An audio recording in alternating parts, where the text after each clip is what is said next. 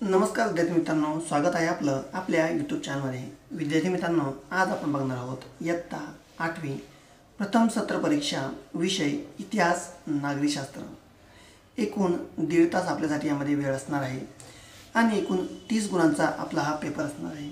यामध्ये इतिहास आणि नागरिकशास्त्र 30 गुणांचा पेपर, तसेच भूगोल आपला 20 गुणांचा पेपर हा आपला वेगळा असणार आहे। यामध्ये आपण प्रश्न आणि उत्तरे दोन्ही पाहणार आहोत, त्यामुळे व्हिडिओ आपण शेवटपर्यंत नक्की पाहायचा आहे। यामध्ये प्रश्न क्रमांक पहिला,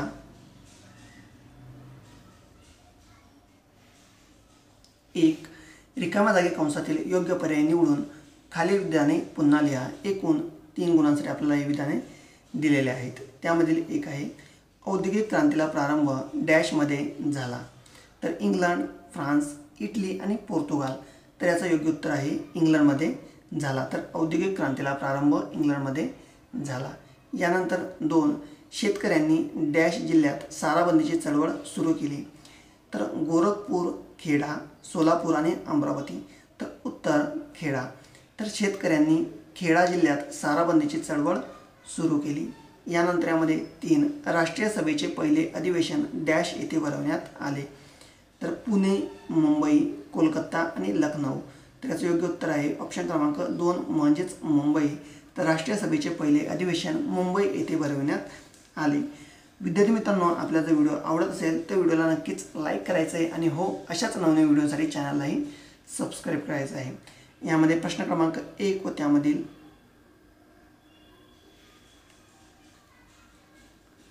ब योग्य जोड्या जुळवायच्या आहेत। एकूण 3 गुणांसाठी आपल्याला इथे विचारण्यात आलेला प्रश्न आहे। यामध्ये अ गट दिलेला आहे, तसेच यामध्ये ब गटही दिलेला आहे।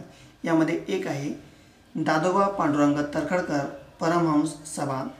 2, राजा राममोहन राय ब्रह्मो समाज। 3, महात्मा ज्योतिराव फुले सत्यशोधक समाज। तर अशी यांची ही उत्तरे येणार आहेत। यानंतर प्रश्न क्रमांक 2, यामधील अ खालील प्रश्नांची एका वाक्यात आपल्याला उत्तरे लिहायची आहेत। एकूण 4 गुणांसाठी। यामध्ये एक आहे, जालियनवाला बागेत गोळीबाराचा आदेश देणारा अधिकारी कोण होता? आणि 2 आहे, इतिहासाच्या भौतिक साधनामध्ये कोणती साधने ही येतात? तर याचं उत्तर पहिलं आहे, जालियनवाला बागेत गोळीबाराचा आदेश देणारा अधिकारी कोण होता? उत्तर, जालियनवाला बागेत जनरल डायर कोण होता? तर जनरल डायर या अधिकाऱ्याने गोळीबाराचा आदेश दिला। आणि 2, इतिहासाची भौतिक साधनामध्ये कोणती साधने येतात? तर उत्तर, इतिहासाच्या भौतिक साधनामध्ये विविध वस्तू, पुतळे आणि पदके इत्यादी साधने काय होतात? तर ही येतात। यानंतर यामध्ये 3, दुहेरी राजव्यवस्था म्हणजे काय? तर उत्तर, महसूल गोळा करण्याचे काम कंपनीने हाती घेतले, तर शांतता व सुव्यवस्था राखण्याचे काम बंगालच्या नवाबाकडे ठेवले, यालाच दुहेरी राजव्यवस्था असे म्हटले जाते। यानंतर यामध्ये ब, पुढील विधाने सकारांत स्पष्ट करा। कोणते? यामध्ये 3 सकारांत स्पष्ट करायचे आहेत। पहिला आहे, प्लासीच्या लढाईत सिराज उद्दौलाचा पराभव झाला। 2 आहे, हिंदू व मुस्लिम सैनिकांमध्ये असंतोष निर्माण झाला। 3, राष्ट्रीय सभेत 2 गट तयार झाले। आणि 4, गांधीजींनी असहकार चळवळ स्थगित केली। तर याचे उत्तरे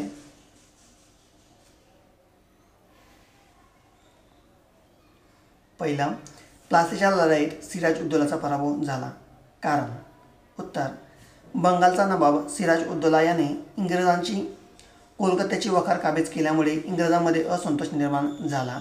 2, नवाबाचा सेनापती मीर जाफर याला नवाब पदाचे आमिष दाखवून रॉबर्ट क्लाइव्हने त्याला आपल्या बाजूने वळविले। आणि 3, इसवी सन 1757 मध्ये इंग्रजांनी नवाबावर चाल केली। दोन्ही सैनिकांमध्ये प्लासी येथे गाठ पडली।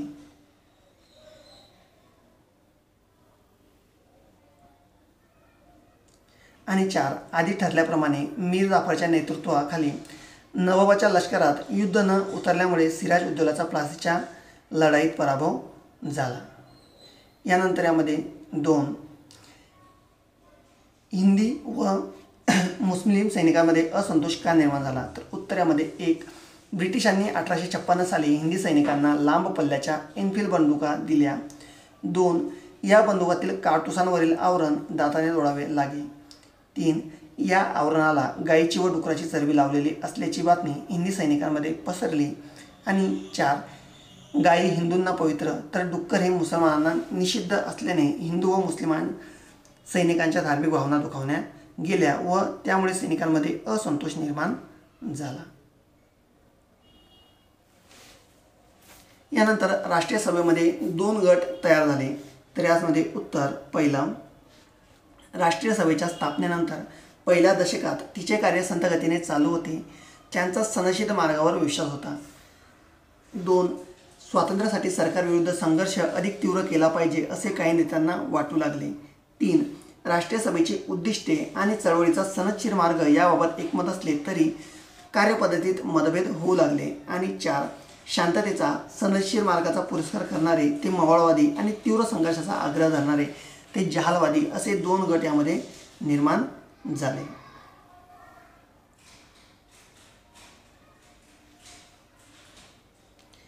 यानंतर प्रश्न क्रमांक 3 यामध्ये खालील प्रश्नांची थोडक्यात उत्तरे लिहायची आहेत. फक्त 2 जे की 4 गुणांसाठी आपल्याला विचारलेले आहेत. तर यामध्ये पहिला आहे, गांधीजींनी मिठाचा कायदा मोडून देशभर सत्याग्रह करण्याचे का ठरविले.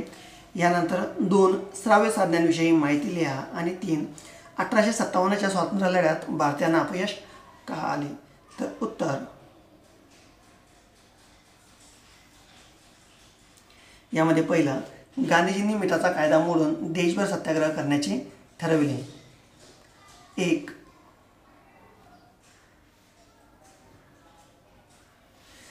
सविनय कायदेभंग चळवळ सुरू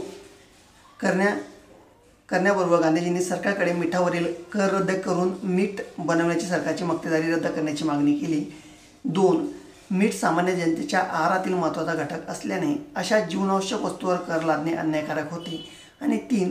मिठाचा सत्याग्रह प्रतिकात्मक असून सरकारचे जुलमी व अन्यायकारक कायदे रद्द करण्याची मागणी केली. तसेच 4. सरकारने गांधीजींच्या मागण्या फेटाळून लावल्या. यामुळे त्यांनी मिठाचा कायदा मोडून देशभर सत्याग्रह करण्याचे ठरविले. यानंतर 2. श्राव्य साधनांविषयी माहिती लिहा. उत्तर, ध्वनिमुद्रितांचा समावेश श्राव्य साधनात होतो. ध्वनिमुद्रित कलेचा शोध लागल्यानंतर ही साधने इतिहासाच्या अभ्यासासाठी महत्त्वाची ठरली. 2. उत्तमोत्तम गायकांची गीते, संगीते, विद्वानांची व्याख्याने आणि ऐतिहासिक नेत्यांची भाषणे ध्वनिमुद्रित झालेली आहेत. आणि 3. रवींद्रनाथ टागोर यांनी गायलेले जनगण मन हे आपले राष्ट्रगीत, सुभाषचंद्र बोस, महात्मा गांधी यांची नेत्यांची भाषणे ध्वनिमुद्रित झालेली आहेत. त्याचप्रमाणे 4. या श्राव्य साधनातून इतिहास अभ्यासकांना तत्कालीन सामाजिक, सांस्कृतिक, वैचारिक आणि शैक्षणिक इतिहासाची माहिती मिळते.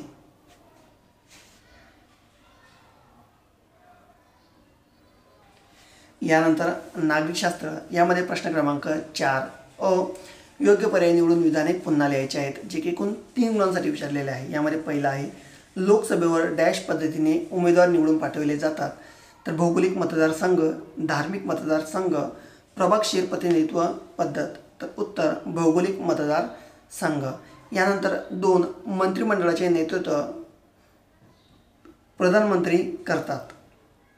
3. इंग्लंडची पार्लमेंट डॅश झालेली संस्था. तर कायद्याने उत्क्रांत ठरावाने. तर उत्तर उत्क्रांत ठरावाने. इंग्लंडची पार्लमेंट उत्क्रांत ठरावाने झालेली संस्था. यानंतर ब, खालील प्रश्नांची एका वाक्यात उत्तरे लिहा. पहिलं, लोकसभेच्या व राज्यसभेच्या सदस्यांना कोणत्या नावाने ओळखतात. 2. भारताच्या संरक्षण दलाचा सर्वोच्च प्रमुख कोण. आणि 3. संविधानाचे प्रकार कोणते. 1.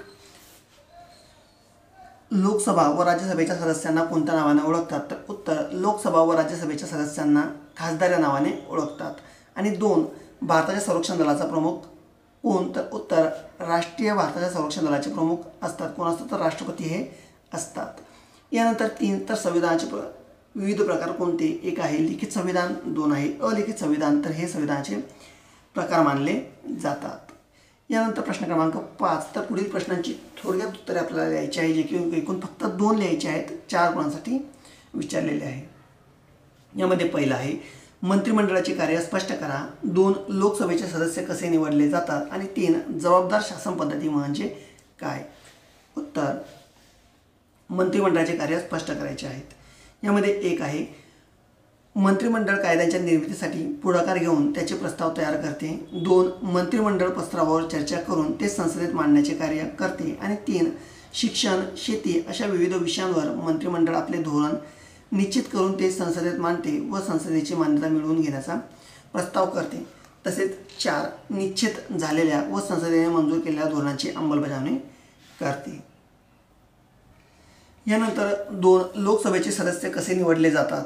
उत्तर लोकसभेची सदस्य संख्या जास्तीत जास्त 552 इतकी असते.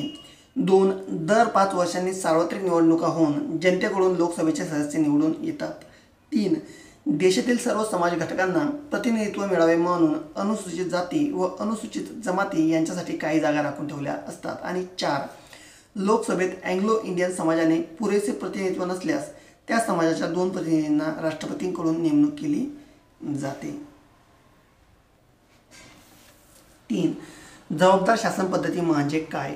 उत्तर 1 ज्या शासन पद्धतीत कार्यकारी मंडळ आपल्या कामाबाबत कायदेमंडळाला जबाबदार असते त्या पद्धतीला जबाबदार शासन पद्धती असे म्हणतात. 2 या पद्धतीत कायदेमंडळाला विश्वासात घेऊन मंत्रिमंडळाला राज्यकारभार करावा लागतो. आणि 3 प्रत्येक मंत्री आपल्या खात्याचे निर्णय घेत असला तरी तो संपूर्ण मंत्रिमंडळाचा निर्णय मानला जातो. विद्यार्थी मित्रांनो, व्हिडिओ जर आवडला असेल तर व्हिडिओला लाईक करायचं आहे आणि हो आपण जर नवीन असाल तर सबस्क्राईब करायचं आहे. धन्यवाद.